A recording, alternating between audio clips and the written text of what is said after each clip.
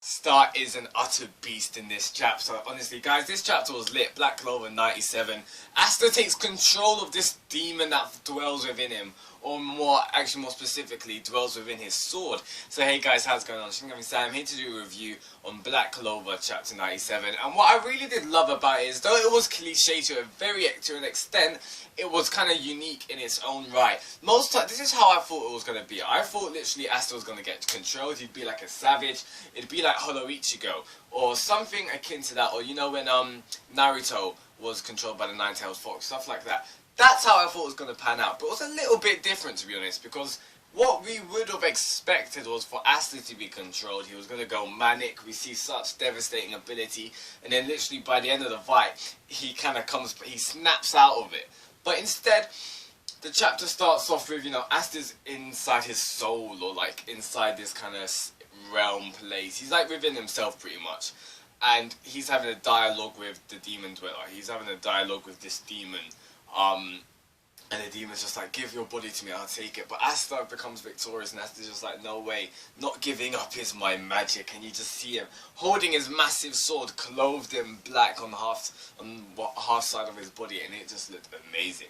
It looked really beast, and that's what I loved about it. I loved the fact that Asta wasn't controlled by the demon, because that would have been too familiar, it would have been too memorable, it would have been too similar like any other series. But instead, Asta, this is one of the times where Asta's cliche saying of not giving up kind of holds weight.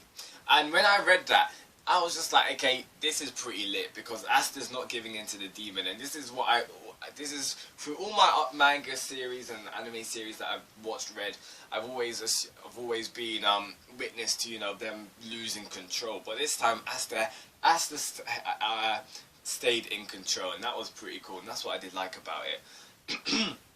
Now, aside from that, the artwork, everything was just beast. It was so awesome. It was so hype. I just love it, because he comes up and he's just like, magic is my weapon. And it's amazing because we get his thought processes as well. So it's not just like, we aren't wondering, okay, hang on, what's going on, what's happening? No, we know what's going on. Asta himself's talking, and he's just like, this feels like a lake. It's so engulfing and all of this kind of stuff. And when Ladros, he shoots out the fire, the sylph, and Asta just cuts straight through it and goes literally straight through it. It's so sick. I love what Noel called him. What was it, like a black star rising, or like a black comet in the air, something like that. It just looked beast, and it sounded a beast. So yeah, I enjoyed this chapter so much. Definitely, this is one of my favorite chapters of the arc. If not most favorite.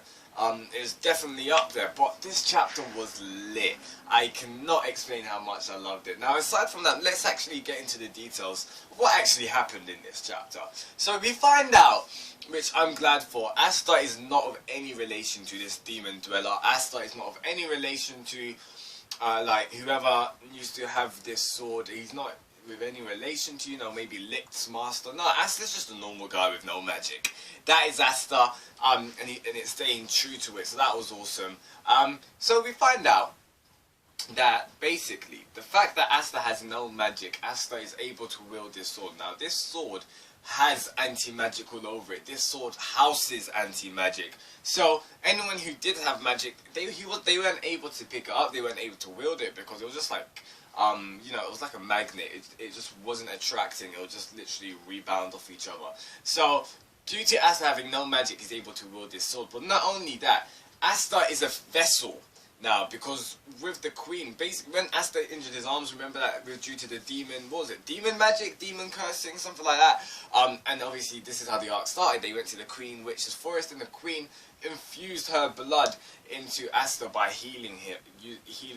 So, yeah, that was freaking awesome, by the way.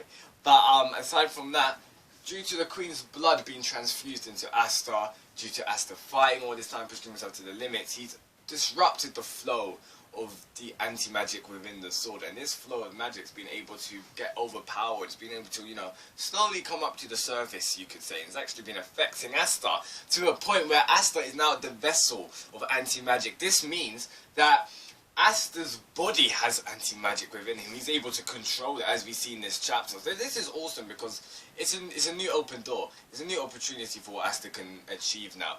And what I love about it is he's practically equal now with Yuno, I'd say. He's definitely much more closer, so I can't wait till they next see each other and Asta's just like, look Yuno, look how much I've grown now, because that's going to be hype to see.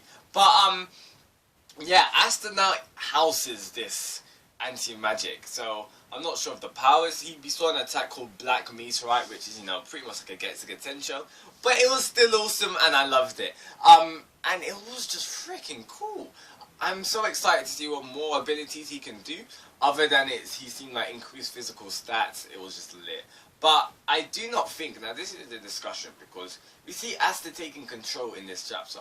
I don't think Asta's taking control of the demon entirely. I don't think that's going to happen. This demon, he seems too strong to let Asta do it. But I think momentarily Asta's little bit of power that he does have now, I do think Asta has that under control. But maybe him using it more and more is going to agitate it, and it's going to, not agitate it, sorry, it's going to, what's the word? It's on the tip of my tongue, not digress. Aggravate. It's going to aggravate, you know, like, not the condition, but it's anti-magic within him, and maybe there's going to be one time when Asta literally will lose control. And because remember the demon where he was just like saying, oh, I finally got a body I can take use of from the physical realm. So it makes you think, how long has he been trapped within this sword for some time? It was obviously by the Sorcery Emperor, but I'd like to get some more details on that. It's kind of funny how, you know, the Queen suddenly knows everything, so she manages to pop her face in and tell us a little bit of a few things. So I do think when this arc has been, either next chapter or the chapter after that, we do get some info on the Queen. Hopefully, that's what I want to know. I want to know more about the Queen, how she knows all of this stuff, because at first she assumed Asta was the blood relative. So the Queen definitely does know more about the Demon Dweller, more than meets the eye. She is definitely an interesting character to delve into. Now, other than that, Ladros is finally down, and Ladros went out like a wimp. Honestly, his character, I have not liked his character. He was very, he lacked depth. I do think he had potential because he drew parallels with Asta. They both had, you know, like, they weren't great with magic. Obviously Ladros does have magic, but still, Ladros, he couldn't control it, I think. So both of them kind of had similar upbringings. You know, Ladros was, you know, it was him against the world. He had to fight his way through to the top, and he made it. So it was a lot of parallels between Ladros and Asta, but obviously Ladros is evil. But I do think that could have delved in better, because it just seemed like he didn't have much depth to his character, so he just didn't seem as a befitting villain, in my opinion. He didn't seem as a fulfilling villain as someone as like Vet did in the previous arc, and we all know how awesome Vet was. So aside from that, maybe when we see Liar is gonna be some serious guy. But yeah, this chapter was awesome. The die down, Ladros is finished, so we're gonna probably next chapter's gonna be like a cool down arc, you know, cool down chapter. Mars, everyone's gonna get back together. Hopefully we get some more details by the Queen. But I really did like the information that we found out about, you know, the anti-magic and how Asta is now like the vessel of this anti-magic. But sooner or later, Asta will lose control. So Shinigami-san, please tell me your thoughts in the comments below. If you liked anything I'd say, please drop a like. That will be greatly appreciated. What were your thoughts in this chapter? It was so hype, weren't it? Let's continue the discussion down below, and I'll see you next week with that greatness that is chapter 98. Shinigami-san, peace out guys, and goodbye.